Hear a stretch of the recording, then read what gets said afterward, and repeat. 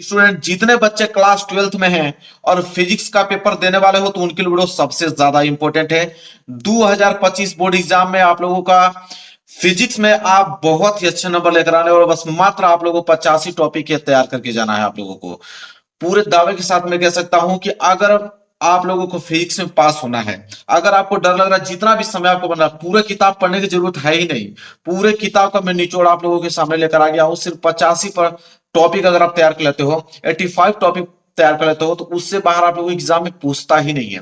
अगर वीडियो को लाइक आपने कर दिया, 5000 वीडियो को लाइक पहुंचा दिया, तो मैं आप लोगों से वादा करता हूं कि 85 टॉपिक का वीडियो एक ही वीडियो में, भले वो मुझे 3 घंटे की क्यों ना बनाना पड़े, मैं 100% बना दूंगा आप लोगों के लिए। बस वीडियो को आप लोगों को लाइक करना है, कम से कम 5000 लाइक तक इस वीडियो को पहुंचाना है। चैनल पर नए हो तो चैनल को जरूर सब्सक्राइब करना। पहली बात सब्सक्राइब कर लो। मैं इस बार दिखाता हूं कि कैसे तैयारी कराया जाता है क्लास 12th की। तो मेरे प्यारे बच्चों, इस बार टारगेट मैंने 95% का बनाया है और 100% पूरा करा के रहूंगा, मेरा वादा है आप लोगों से। बस फिजिक्स में ये 85 टॉपिक जो आपको बताना होगा, पूरे के पूरे टॉपिक तैयार होना चाहिए और बोर्ड परीक्षा में यही टॉपिक आएंगे, इससे बाहर आता ही नहीं है। सच बताऊं, रियलिटी, आप जाके प्रीवियस पेपर उठा के देख लो, अगर इससे बाहर टॉपिक आया होगा तो बता देना हमको। देखिए पहला टॉपिक क्या है। पहला जो आप लोगों को तैयार करना है वो आप लोगों का विद्युत आवेश तथा आवेश के प्रकार। ऐसा कोई सेट नहीं होगा जिसमें विद्युत आवेश तथा आवेश के प्रकार से क्वेश्चन आए हो। या तो विद्युत आवेश पूछ लेगा या आवेशों के प्रकार पूछ लेगा, उसके प्रकार से कोई ना कोई क्वेश्चन देगा, लेकिन देगा 100%। बहुत ज्यादा इंपॉर्टेंट है। तो पहला क्वेश्चन क्या है, विद्युत आवेश तथा आवेश के प्रकार, जो कि एकदम बिल्कुल तैयार होना चाहिए। एक प्रश्न आप लोगों को मिस नहीं करना। अगर मैं कहता हूं 85 क्वेश्चन तैयार होना चाहिए तो बिल्कुल होना चाहिए। ठीक है। दूसरा जो है आप लोगों को तैयार करना है कूलाम का नियम। कूलाम का नियम वेरी वेरी मोस्ट इंपोर्टेंट है, आप लोगों के लिए टॉपिक बता रहा हूं। दूसरा क्या है, कूलाम का नियम। कूलाम का नियम तो आप लोगों को देता ही देता है। तीसरा जो तैयार करना वो है विद्युत बल रखा है। बस वीडियो को आप शेयर कर देना, जितना टॉपिक दिखाई दे रहा है उसका मैं पीडीएफ भी आप लोगों को दूंगा, पूरा लिखित पीडीएफ भी दूंगा और उसको पूरा डिटेल में समझाऊंगा, मेरा वादा है। ठीक है। तो विद्युत बल रखा है, ये तीसरा टॉपिक जो आप लोगों को तैयार करना है। इसके बाद चौथा है विद्युत द्विध्रुव आघूर्ण। ठीक है। विद्युत द्विध्रुव आघूर्ण वेरी वेरी मोस्ट इंपोर्टेंट ये टॉपिक है, जो आपकी एग्जाम में पूछता है, हमेशा पूछता है। आप देखिए जाके प्रीवियस से पेपर उठा के देखेंगे, आपको खुद मालूम चल जाएगा कि मैंने क्या बताया आप लोगों को। ये सारे टॉपिक इससे बाहर पूछता ही नहीं है। पांचवा है विद्युत द्विध्रुव की अक्षीय रेखा पर स्थित बिंदु पर विद्युत क्षेत्र की तीव्रता। वेरी वेरी मोस्ट इंपोर्टेंट है, वेरी वेरी मोस्ट इंपोर्टेंट। अब वही अगर हम बात करें तो अगला है कि विद्युत द्विध्रुव की निरक्षीय रेखा पर, यह अक्षीय रेखा था, क्या है, निरक्षीय रेखा पर स्थित बिंदु पर विद्युत क्षेत्र की तीव्रता पूछता है। तो दोनों, या तो अक्षीय रेखा भी और यहाँ पे निरक्षीय रेखा पर भी, दोनों बहुत ज्यादा इंपॉर्टेंट है। दोनों में से एक प्रश्न आप लोगों को देखने को 100% मिलेगा, ये मेरा वादा है। आप लोगों को दोनों में से एक प्रश्न देख लीजिएगा, पक्का बनेगा। तो इसलिए बता रहा हूं कि सारे टॉपिक आपको तैयार होना चाहिए। इसके बाद सातवां है गॉस का प्रमेय। अब ऐसा नहीं हो सकता है कि गॉस का प्रमेय आपको भी मालूम है कितना ज्यादा इंपॉर्टेंट है। गॉस का प्रमेय सातवां टॉपिक आपको तैयार करना है। आगे अगर हम बात करें, फटाफट नोट कीजिए आठवां, कि अनंत विस्तार के रेखीय आवेश के कारण विद्युत क्षेत्र की तीव्रता ज्ञात करने के लिए देता है। यहाँ पे डेरिवेशन पूछता है। अनंत विस्तार के रेखीय आवेश के कारण विद्युत क्षेत्र की तीव्रता कैसे ज्ञात करते हैं, वेरी वेरी मोस्ट इंपोर्टेंट है। सब पे आप ट्रिक लगाते चलो, सब पे डबल ट्रिपल स्टार बनाते चलो, क्योंकि सारे क्वेश्चन इंपोर्टेंट है। चलिए आठवां हो गया। आठवां के बाद चलिए 9 नोट कीजिए। 9 क्या है, कि अनंत विस्तार के समरूप आवेशित कुचालक चादर के कारण विद्युत क्षेत्र की तीव्रता ज्ञात कीजिए। Very very most important. 10वां है कि विद्युत विभव तथा विभवांतर। अब बताए विभव तथा विभवांतर में अंतर से क्वेश्चन पूछ लेता है 4 नंबर के लिए, कि विद्युत विभव क्या है, विभवांतर में अंतर बताइए। तो बहुत ज्यादा इंपॉर्टेंट है। 11वां है कि इलेक्ट्रॉन वोल्ट किसे कहते हैं। 2 नंबर के लिए प्रश्न दे देता है, इलेक्ट्रॉन वोल्ट किसे कहते हैं। इसके बाद 12वां है कि विद्युत द्विघुत की अक्षीय स्थिति में स्थित किसी बिंदु पर विद्युत विभव ज्ञात कर। वेरी वेरी मोस्ट इंपोर्टेंट मेरे प्यारे बच्चों, बहुत ज्यादा इंपोर्टेंट है। एक प्रश्न आप लोगों का मिस नहीं करना है, सारे प्रश्न नोट कर लीजिए और वीडियो को लाइक कर दीजिए, चैनल को सब्सक्राइब कर लीजिए, 5000 लाइक तक पहुंचा दीजिए। पूरा का पूरा पीडीएफ फ्री मिलेगा आप लोगों को और पूरा समझाया हुआ मिलेगा। इसके बाद 13वां है विभव प्रवणता। क्या है, विभव प्रवणता, very very most important topic. और यहाँ पे चालक की धारिता, ये दोनों टॉपिक बहुत ज्यादा इंपॉर्टेंट है। इसके बाद आपसे पूछ लेता है संधारित्र, छोटा सा टॉपिक है, संधारित्र पूछता है कि संधारित्र किसे कहते हैं। और यहाँ पे संधारित्रों का संयोजन पूछ लेता है मेरे प्यारों, जो वेरी वेरी मुश्किल, श्रेणी क्रम में अगर समांतर क्रम में जुड़ा हो तो वहां पे आप लोगों का सूत्र ज्ञात करने के लिए पूछता है संधारित्रों का। तो संधारित्रों का संयोजन very very most important topic, आप इसको एकदम लिख के ले लो, गारंटी है मेरा कि आपके एग्जाम में आएगा। ठीक है। इसके बाद 17वां है कि विद्युत धारा किसे कहते हैं, छोटा टॉपिक है, धारा से आप क्या समझते हैं, विद्युत धारा। और 8वां ओम का नियम। अब आप ही बताएं कि यह टॉपिक इंपॉर्टेंट है कि नहीं। हो ही नहीं सकता कि ओम का नियम ना दे आप लोगों से। ठीक है, ओम का नियम तो 100% ही आप लोगों को देने वाला है। इसके बाद 19वां टॉपिक विशिष्ट प्रतिरोध तथा प्रतिरोधकता। विशिष्ट प्रतिरोध किसे कहते हैं या प्रतिरोधकता किसे कहते हैं, यहां से आपको क्वेश्चन बनना क्या है, बिल्कुल फिक्स है, कोई रोकेगा नहीं। इसके बाद आगे बढ़िए, प्रश्न नंबर 20वां, विद्युत प्रतिरोध किसे कहते हैं बताइए। विद्युत प्रतिरोध विशिष्ट चालकता और प्रतिरोधों का संयोजन मेरे प्यारे बच्चों। ठीक है, यहां पे मेरे प्यारे बच्चों संधारित्रों का संयोजन या प्रतिरोधों का संयोजन भी श्रेणी क्रम समांतर क्रम में पूछता है। ये तीनों टॉपिक आप लिख के ले लो, विद्युत प्रतिरोध, विशिष्ट चालकता, प्रतिरोधों का संयोजन। ये तीनों जो है तीनों बहुत ज्यादा इंपॉर्टेंट है। पूरे फिजिक्स में निचोड़ लेके आऊं, आपके पूरे किताब के कक्षा 12वीं के जितने कितने भी प्रश्न है उसमें से सिर्फ 85 प्रश्न ही मुझे ऐसे लगे कि जो सबसे ज्यादा इंपॉर्टेंट है। चलिए, प्रश्न नंबर 22 यहां तक क्लियर हो गया। इसके बाद है 23वां प्रश्न, क्या है, किरचॉफ के नियम। क्या है मेरे प्यारे बच्चों, किरचॉफ के नियम। देखिए एक चीज बता देता हूं, किरचॉफ के नियम और बायो-सेवर्ट का नियम। मेरे प्यारे बच्चों हाथ जोड़ के निवेदन है कि ऐसा एग्जाम हो ही नहीं सकता है कि किरचॉफ के नियम और बायो-सेवर्ट का नियम मतलब देगा ही नहीं। ऐसा ऐसा कोई भी एग्जाम मतलब किसी भी सत्र का मैं बताता हूं अब तक जितने भी हुए हैं उसमें हमेशा दिया गया है किरचॉफ के नियम और बायो-सेवर्ट के नियम, तो दोनों याद होने चाहिए आप लोगों को। इसके बाद एम्पियर का परिपथीय नियम किसे कहते हैं। इसके बाद चुंबकीय क्षेत्र, वेरी वेरी मोस्ट इंपोर्टेंट है, 26वां प्रश्न। इसके बाद 27वां आपका है द्विघात कोण किसे कहते हैं, छोटा टॉपिक है, पूछता है द्विघात कोण किसे कहते हैं। और 28वां है कि चुंबकीय फ्लक्स। ये दोनों टॉपिक जो मैं आपको बता रहा हूँ, द्विघात कोण और चुंबकीय फ्लक्स, ये दोनों इंपॉर्टेंट है जो आपको तैयार करना है। एक एक क्वेश्चन फोकस करना है अगर आप पास होना चाहते हो अच्छे नंबर से। तो फिर 29 प्रश्न देखिए क्या है, 29 है कि फैराडे के विद्युत चुंबकीय प्रेरण के नियम लिखिए।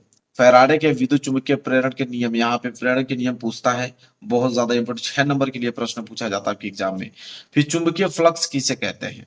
इसके बाद स्व प्रेरण किसे कहते हैं, स्व प्रेरण और अन्योन्य प्रेरण, ये दोनों में से एक जरूर आपका आएगा, चाहे वो आपको स्व प्रेरण पूछ ले या अन्योन्य प्रेरण पूछ ले, दोनों में से पूछेगा जरूर आपसे, एक तो देगा ही देगा। इसके बाद 33वां प्रश्न है कि विभिन्न प्रकार के प्रत्यावर्ती धारा परिपथ पूछ लेता है, जैसे एसी परिपथ होता है, एलआर परिपथ होता है, एसी परिपथ, फिर एलसी परिपथ, एलसीआर परिपथ, लेकिन आपको इसमें से एक जरूर देगा। तो यहाँ विभिन्न प्रकार के जितने भी प्रत्यावर्ती धारा परिपथ है तीनों को मैंने लिख दिया, चारों को, और ये पूछता है जरूर यहाँ से, तो तैयार कर लेना आप किसी कीमत पे इसको। 34 है कि वाटहीन धारा किसे कहते हैं, छोटा टॉपिक है, वाटहीन धारा किसे कहते हैं। Transformer, very very most important, और ट्रांसफार्मर के सिद्धांत आपको भी मालूम है। ये दोनों टॉपिक जो अब बहुत ज्यादा आईएमपी है मेरे प्यारों, जो ट्रांसफार्मर किसे कहते हैं, ट्रांसफार्मर का सिद्धांत पूछ लेता है। इसके बाद क्या पूछता है कि विद्युत जनित्र तथा डायनामो का सिद्धांत पूछता है। विद्युत जनित्र कैसे, विद्युत जनित्र मतलब विद्युत मोटर, ठीक है, तथा डायनामो, उसके डायनामो के पार्ट के बारे में पूछता है वहां पे, वेरी वेरी मोस्ट इंपोर्टेंट। मैं क्वेश्चन जो बता दिया वो लिख के ले लो, गारंटी है कि इससे बाहर आ जाए, इससे बाहर आएगा ही नहीं, बस आपको तैयार कर लेना पूरा का पूरा अच्छे तरीके से। आगे देखिए अगला क्या है, 38 प्रश्न है मेरे प्यार बच्चों कि मैक्सवेल का समीकरण, very very most important, Maxwell का समीकरण। इसके बाद मैक्सवेल के विद्युत चुंबकीय तरंग का सिद्धांत, देखिए दो सिद्धांत यहाँ पे है, मैक्सवेल के समीकरण है, मैक्सवेल के विद्युत चुंबकीय तरंग के सिद्धांत, वेरी वेरी मोस्ट इंपोर्टेंट है, दोनों टॉपिक आपको तैयार होना चाहिए। आगे 40वां की विद्युत चुंबकीय स्पेक्ट्रम किसे कहते हैं। प्रकाश का परावर्तन, मेरे प्यारे बच्चों यहां से देखिए बहुत ज्यादा इंपॉर्टेंट है टॉपिक जो मैं आपको बता रहा हूं, लिख के किसी से भी पूछ लेना, कोई भी दुनिया के टीचर उससे पूछ लेना कि ये जो टॉपिक है इंपॉर्टेंट है कि नहीं, तुरंत आपको बताएगा कि सबसे पहले पास होना चाहते हो तो पहले इसको तैयार कर लेना। इसके बाद प्रकाश का परावर्तन के बाद है गोलीय दर्पण के लिए यूवी तथा एफ में संबंध बताइए। ठीक है, यूवी एफ, ऐसा हो नहीं सकता कि न्यूमेरिकल आए और यह फार्मूला की यूज ना हो, बिना इस फार्मूले की यूज से न्यूमेरिकल आप कर ही नहीं पाओगे, इतना बता देता हूं। इसके बाद है प्रकाश का अपवर्तन, ठीक है, प्रकाश का परावर्तन या अपवर्तन दोनों में से एक टॉपिक फिक्स है, उसको कोई दुनिया की ताकत रोकेगी नहीं।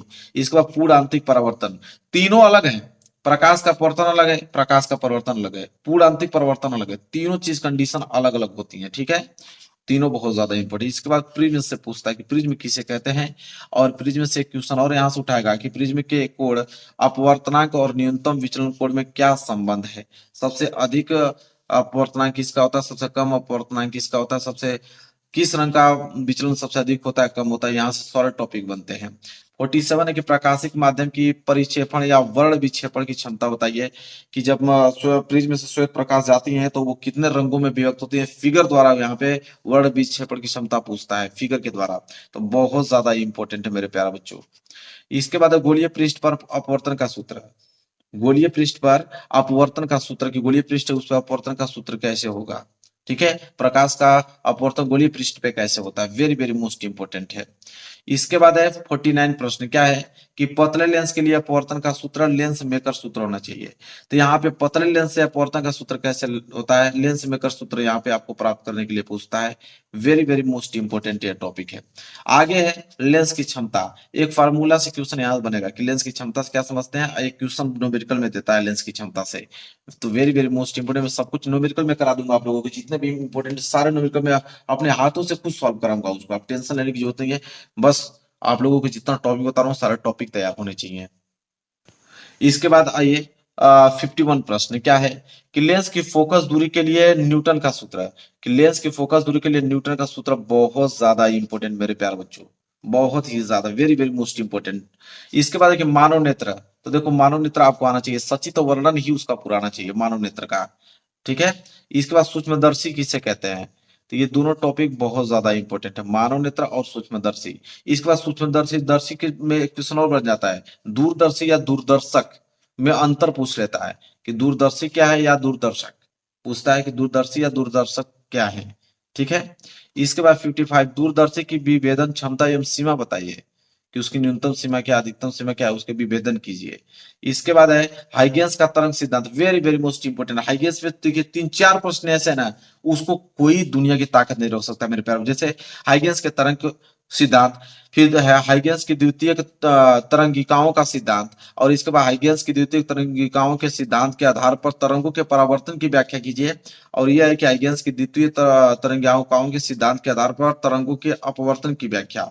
मेरे प्यारे बच्चों, निवेदन करता हूं आप लोगों से, एक बार बोल दिया तो बोल दिया आप लोगों से, ये जो चारों प्रश्न आप देख रहे हो यहां से लेके यहां तक, हाथ जोड़ के निवेदन है कि किसी कीमत पे ये चारों प्रश्न तो पहली बात आपको तैयार होना चाहिए, किसी कीमत पे तैयार होना चाहिए, इतने ज्यादा इंपॉर्टेंट है। लिख के ले लो, गारंटी के प्रश्न बनेंगे, 100% बनेंगे। तो ये चारों प्रश्न आईबीएस वाला पूरा याद होना चाहिए आप लोगों को, पूरा का पूरा बता देता हूं। इसके बाद अगला है 60वां प्रश्न, कि प्रकाश में डापलर प्रभाव क्या है, कि प्रकाश में डापलर प्रभाव के बारे में बताइए। इसके बाद व्यक्तिकरण क्या है, व्यक्तिकरण, ये छोटे छोटे टॉपिक हैं लेकिन बहुत ज्यादा इंपॉर्टेंट आते हैं। इसके बाद है प्रकाश तरंगों के व्यक्तिकरण यंग का प्रयोग, ठीक है, मोस्ट इंपोर्टेंट है। इसके बाद है कि फ्रिंज चौड़ाई के लिए व्यंजक बताइए, फ्रिंज चौड़ाई के लिए व्यंजक ज्ञात करने के लिए बोलता है, वेरी वेरी मोस्ट इंपोर्टेंट है। फिर प्रकाश का विवर्तन। तो यहाँ पे तीनों टॉपिक जो मैं ये बताऊं बहुत ज्यादा इंपॉर्टेंट है, सारे टॉपिक आपको तैयार होना चाहिए, पूरा का पूरा टॉपिक तैयार होना चाहिए, तभी आप 95% आप बता रहा हूँ आप लोग फिजिक्स में ला सकते हो। तो जितना टॉपिक बता रहा हूँ ईमानदारी से पूरा तैयार होना चाहिए, 5000 लाइक तक पहुंचाइए, पूरा का पूरा सोल्यूशन पीडीएफ सहित में आप लोगों को देने वाला हूँ, बिल्कुल फ्री में। चलिए यहाँ तो हो गया 64। इसके बाद 65, क्या है, कार्यफलन, कि कार्यफलन किसे कहते हैं, वेरी वेरी मोस्ट इंपोर्टेंट। कार्यफलन और यहाँ से प्रकाश का विद्युत प्रभाव और प्रकाश का उत्सर्जन के नियम, ये तीनों बहुत ज्यादा इंपोर्टेंट। कार्यफलन के बाद ये दोनों टॉपिक है, प्रकाश का विद्युत प्रभाव और इधर आपका प्रकाश विद्युत उत्सर्जन के नियम, ये दोनों टॉपिक जो है बहुत ही ज्यादा इंपॉर्टेंट है, आपको किसी कीमत पे तैयार करना है, इतना याद रखिए। इसके बाद है आइंस्टीन का प्रकाश विद्युत समीकरण किसे कहते हैं, रदरफोर्ड का कण प्रकीर्णन का प्रयोग, नाभिक की खोज बताइए। ये दोनों टॉपिक मेरे प्यारे बच्चों क्या बताऊं आप लोगों को, इससे बाहर क्वेश्चन आता ही नहीं है, रियलिटी बताता हूँ सच में। अगर आपको तैयार है तो इतना कॉन्फिडेंस है आप लोगों को कि पूरा का पूरा 95 मार्क्स से कम नहीं लेकर आओगे। 70 प्रश्न है कि रदरफोर्ड का परमाणु मॉडल बताइए। अब किसको नहीं मालूम है यहाँ पे कि रदरफोर्ड का परमाणु मॉडल और हाइड्रोजन परमाणु का बोर मॉडल, ऐसा नहीं हो सकता मेरे प्यारे बच्चों कि यह प्रश्न आप लोगों को ना दे। आप खुद पढ़े लिखे हो, आप जानते हो कि कौन सा इंपॉर्टेंट है। इसके बाद हाइड्रोजन स्पेक्ट्रम किसे कहते हैं? हाइड्रोजन स्पेक्ट्रम, नाभिकीय बल और अर्धआयु। बताइए। अब आपको नहीं लगता है कि ये इंपॉर्टेंट है? इतने पढ़े लिखे हो आप, तुरंत आप बताओगे कि यस सर बहुत ज्यादा इंपॉर्टेंट, आपको तैयार करना ही पड़ेगा। अब मैं तो दावे के साथ कह सकता हूँ कि पेपर उठा के देख लेना, इससे 12 अगर प्रश्न पूछे गए हों तो। 75 देखिए, अर्धआयु तथा 6 नियतांक में संबंध बताइए। क्या अर्धआयु तथा 6 नियतांक में संबंध पूछता है? नाभिकीय की बंधन ऊर्जा, ठीक है, नाभिकीय बंधन ऊर्जा क्या है, नाभिकीय विखंडन क्या है, नाभिकीय संलयन क्या है, अर्धचालक क्या है। अब एक चीज यहां से दोनों चीज, तीन चीज, नाभिकीय के बंधन ऊर्जा, नाभिकीय विखंडन, नाभिकीय संलयन। ऐसा हो नहीं सकता कि इन तीनों में से प्रश्न न बने कभी। ठीक है, आप जाके पेपर देख लो 2024 का पूरा छपा हुआ है सारे टॉपिक से। इसके बाद अर्धचालक किसे कहते हैं? ठीक है। इसके बाद 80 प्रश्न है, ऊर्जा बैंड के आधार पर ठोसों के प्रकार। मैं 85 बताने वाला था, लेकिन 5 जो है कुछ खास इंपोर्टेंट नहीं थे, तो मैंने सोचा कि आपको ज्यादा बताने क्या जो थे उन फालतू चीजों को जो पूछता ही नहीं एग्जाम में। ठीक है, तो ज्यादातर 80 प्रश्न में बताया। 80 ऐसे प्रश्न हमने खुद देखा, पूरा एनालिसिस करके बता रहा हूं कि अगर ये तैयार है तो 95% बिल्कुल फिक्स है, गारंटी है मेरी। अगर ये प्रश्न आप तैयार है तो मेरे प्यार बच्चों वीडियो को लाइक कर देना, 5000 लाइक तक बिल्कुल पहुंचा दो। 2 घंटे 3 घंटे 4 घंटे पूरा जितना भी वीडियो बनाना पड़े मैं बनाऊंगा, डिटेल में समझाऊंगा, और साथ ही साथ उसका नीचे पीडीएफ आप लोगों को फ्री में प्रोवाइड में आप लोगों को कराऊंगा। तो 5000 लाइक तक, और चैनल को आप लोगों को सब्सक्राइब कर लेना। पूरा का पूरा मैं आप लोगों को पेपर ही सॉल्व कराने वाला हूं, बस आप अच्छे तरीके से डेली मेरे साथ बने रहिए।